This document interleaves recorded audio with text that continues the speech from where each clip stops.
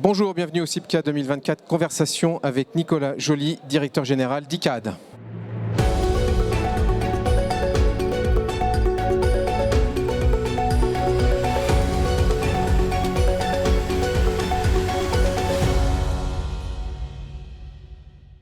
Nicolas, bonjour. Bonjour Gaël. Directeur général d'ICAD, est-ce que tu peux nous rappeler les objectifs que ICAD s'est fixés en matière de décarbonation, aussi bien pour les activités de promotion que pour les activités de foncière? Des objectifs ambitieux, déjà qu'on s'est fixés chez ICAD, alignés avec la trajectoire 1,5 degré, validée par la SBTi, et puis dont on rend compte chaque année à nos actionnaires en AG. Ambitieux parce qu'on vise à réduire en valeur absolue de 28% entre 2019 et 2030 notre empreinte carbone. Alors ça se décline à la foncière, une trajectoire de moins 60% entre 2019 et 2030 en intensité carbone, 35% aujourd'hui réalisé en 2023. Côté ICAD Promotion, moins 41% de cible entre 2019 et 2030. Et puis on n'oublie pas le corporate, les messiers transverses qui ont eux aussi un objectif de réduction en valeur absolue de 30% de nos émissions carbone. Donc tu vois, c'est des objectifs ambitieux. Et pour travailler là-dessus, on travaille et l'innovation et la formation, parce qu'on avait créé l'ICAD Climate School il y a 1 an. Donc tous nos collaborateurs et collaboratrices sont sensibilisés à ces sujets. On va y venir sur l'innovation. Juste avant, comment on arrive à dérouler une stratégie avec de tels objectifs ambitieux dans un contexte de marché qui, comment dirais-je, est challenging pour parler bon français? Je pense qu'il ne faut rien lâcher.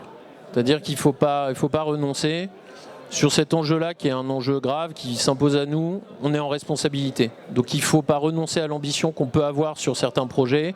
On en présente un certain nombre à l'occasion justement du salon. On est ravis de voir qu'on n'est pas les seuls à pas renoncer et qu'il y a beaucoup de monde dans ce salon. Et donc je pourrais te citer des projets qu'on partageait à Lyon sur la Tour Cirque, à Bordeaux, à La Jalère, plus récemment à Avignon. Donc vraiment on a ce sujet-là. Il faut le travailler avec l'écosystème. Ce n'est pas ICAD qui va y arriver tout seul. Donc là-dessus, on accélère sur les startups. On en parlait avec notre startup studio. On accélère avec le monde académique. On a des partenariats avec des chaires, l'Institut de la transition foncière. Et puis on accélère aussi énormément avec les industriels pour créer ces filières. Donc on a par exemple une solution de béton bas carbone par rapport à des solutions acier, FEHR. Je crois qu'ils ont un stand. J'invite à aller les voir avec Saint-Gobain sur le village des athlètes ou avec Schneider dans nos immeubles pour monitorer, baisser les consommations. Donc voilà comment on essaye modestement à notre échelle de continuer à ne pas lâcher. Tu parlais des startups, l'une des spécificités d'ICAD est de s'appuyer sur un écosystème de startups, vous les incubez même carrément. Ouais. Est-ce que tu peux nous parler un petit peu de ce programme et surtout comment ces startups interagissent avec les équipes opérationnelles d'ICAD? Oui, volontiers. Urban Odyssey, c'est déjà 6 saisons. Donc ça fait déjà 6 ans et c'est 16 startups justement qui ont été accompagnées, qui ont été incubées. Et l'idée, c'est vraiment de les nourrir en termes de business et de nourrir ce faisant la filière. On n'est pas là pour phagocyter des startups, les garder que pour ICAD. C'est vraiment les déclencher, faire cette étincelle qui ensuite va leur permettre d'aller générer du business. Je te donne un exemple. Terio par exemple, qui est une solution de matériaux en terre crue, avec un premier démonstrateur sur le projet de Lyon-Bellecombe récemment. Il faisait un projet avec un confrère à Boulogne. Donc ça, c'est un vrai succès. Sur d'autres matériaux bas carbone, par exemple, on a les équipes d'Activome, avec de la paille comme isolant, qui travaillent main dans la main en amont à la conception avec nos équipes pour bénéficier de ces bonnes performances énergétiques. On a ThermiUp aussi, qui est un bon exemple. On vient réutiliser de la chaleur d'eau grise justement pour aller préchauffer de l'eau froide. On économise à peu près 30% de l'énergie.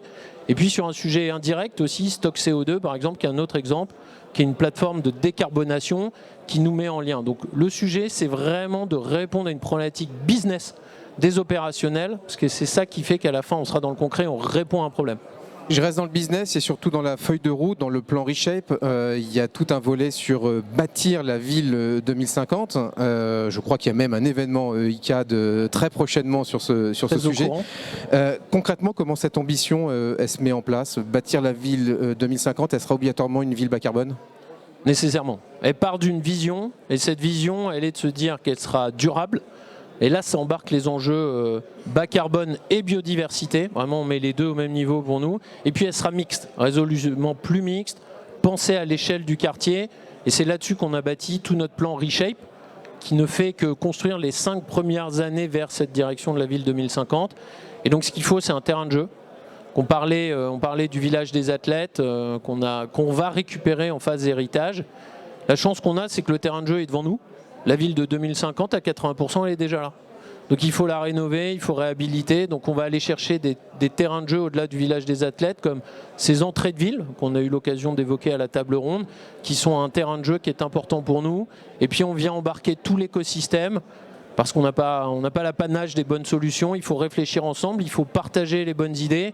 Et tu le disais, donc justement, on a la semaine prochaine, le 15 octobre, notre événement Bâtir la ville 2050 pour partager ensemble. Donc, vous êtes évidemment les bienvenus, ainsi que tous les auditeurs. Je viendrai volontiers le 15 octobre. Je ne suis pas sûr de tenir jusqu'en 2050, mais on ne sait jamais, Inch'Allah.